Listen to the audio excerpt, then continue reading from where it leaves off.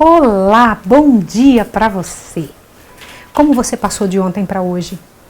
Você tem estudado a palavra de Deus? Tem compreendido a seriedade dos tempos em que estamos vivendo, os últimos momentos da história da Terra? E você fazendo parte desse cenário? Eu preciso orar por você. Ore por nós. Nos ajude a compreender que existe luz para os nossos dias. O estudo 19 do livro Grande Conflito. Vou orar com você. Senhor Deus do Universo, abençoa-nos, ó Pai. Em nome de Jesus, nos abençoe. Fortalece a nossa mente e nosso intelecto. Dá-nos, Pai de amor, fortaleza, coragem para cumprir a Tua vontade. Em nome de Jesus. Amém. Em todos os tempos, o seu programa A Tocha está começando.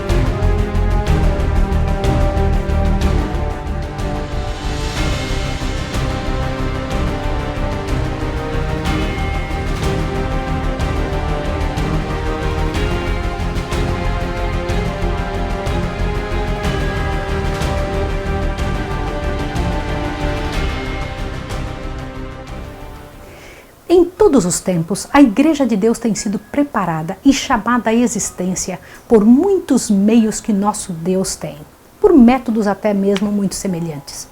Deus chama e os orienta de sua maneira, na tentativa de salvar-nos de nossa deficiência e misérias humanas e preparando-nos para encontrar um breve encontro com Jesus.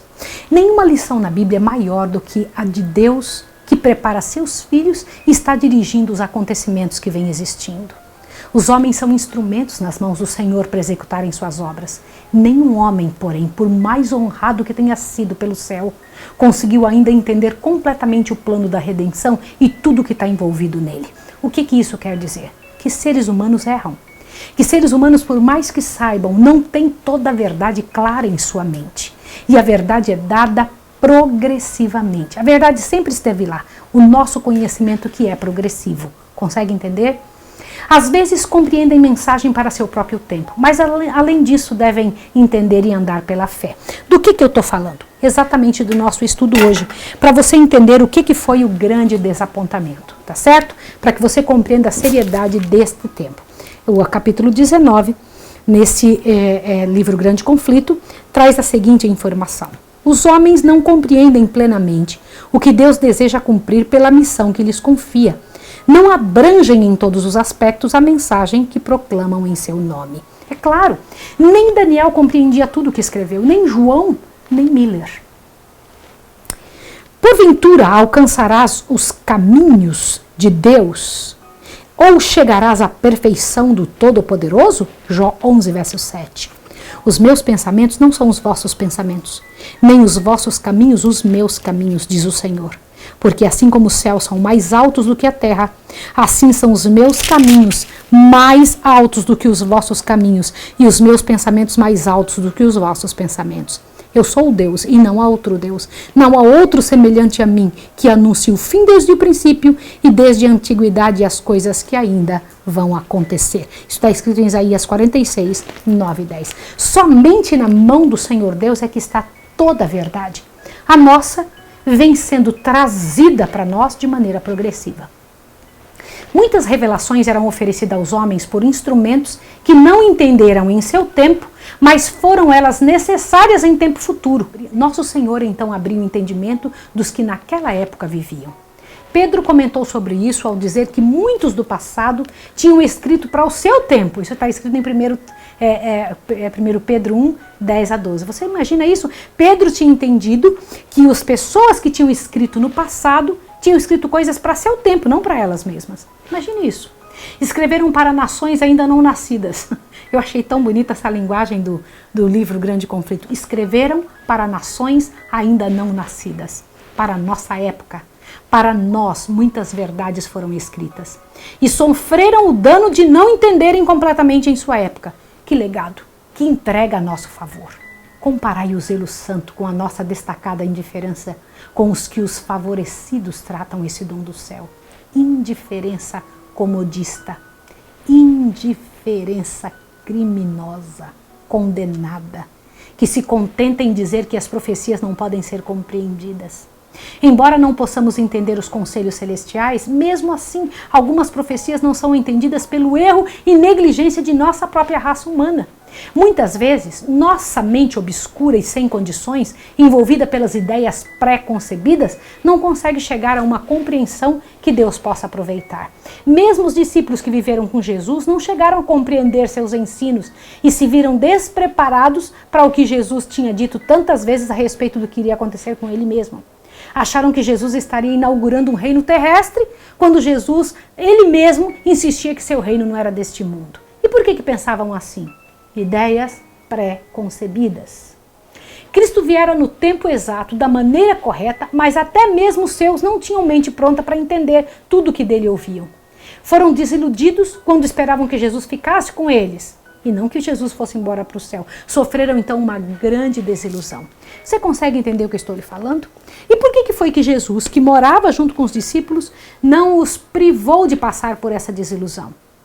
Jesus estava falando com eles todo o tempo: meus filhos, meu reino não é deste mundo. Mas eles esperavam: Jesus vai subir no trono de Davi, vai nos fazer poderosos de novo, vai livrar o povo judeu do povo romano. Mas Jesus falou tantas vezes, eles não conseguiam entender. Por quê? Porque a mente estava cheia das ideias de que o reino de Deus era neste mundo. As ideias pré-concebidas têm essa capacidade de anular a verdade. Não foi diferente com Miller. Miller acertou em tudo, errou numa coisa muito séria. Mas antes eu preciso te mostrar uma coisa aqui. Por favor, observe. Olha só. Sobre os discípulos.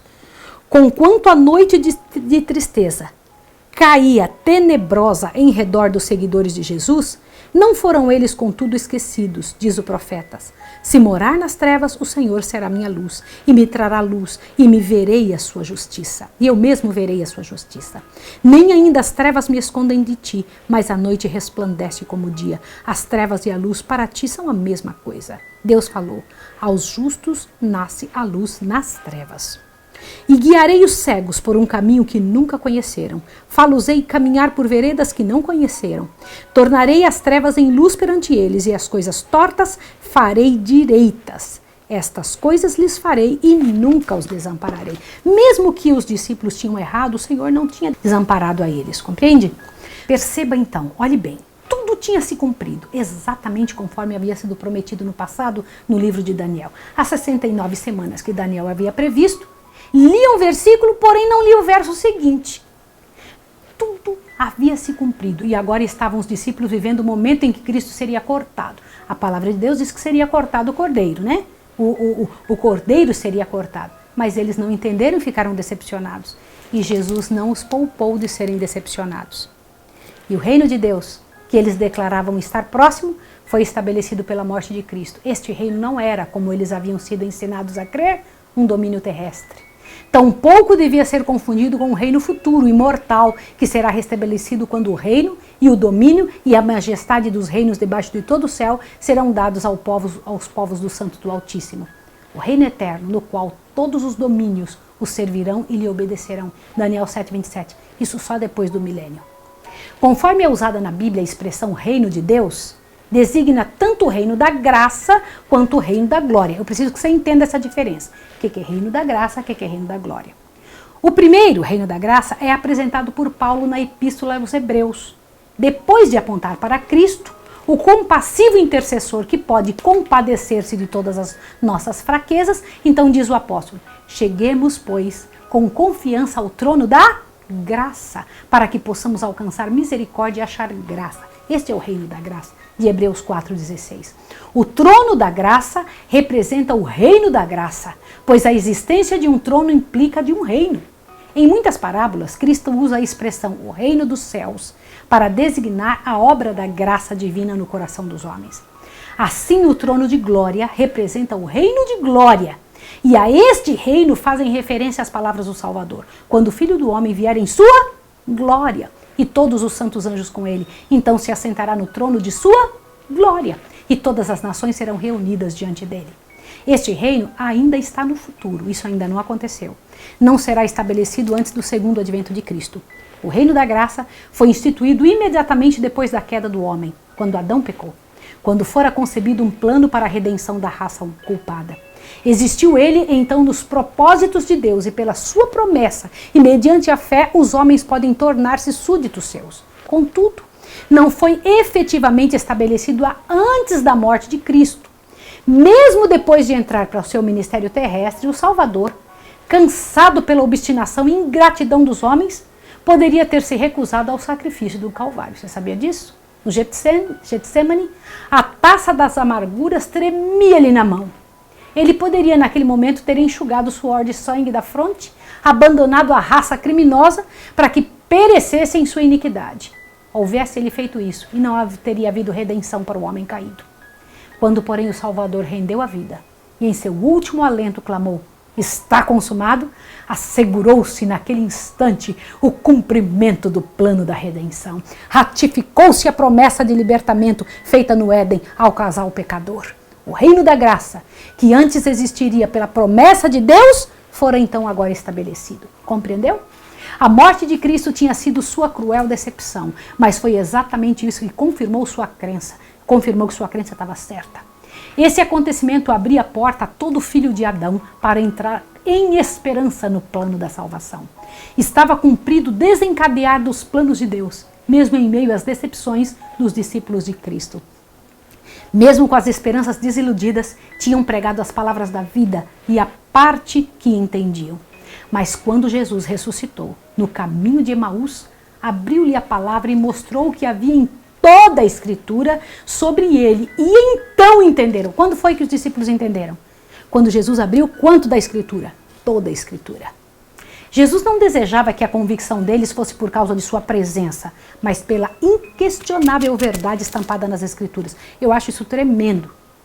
Por quê? Jesus, olha, deixa eu tentar te explicar uma coisa. Jesus não queria que os discípulos se sentissem seguros por causa da presença dele, mas pelo que estava escrito na palavra de Deus.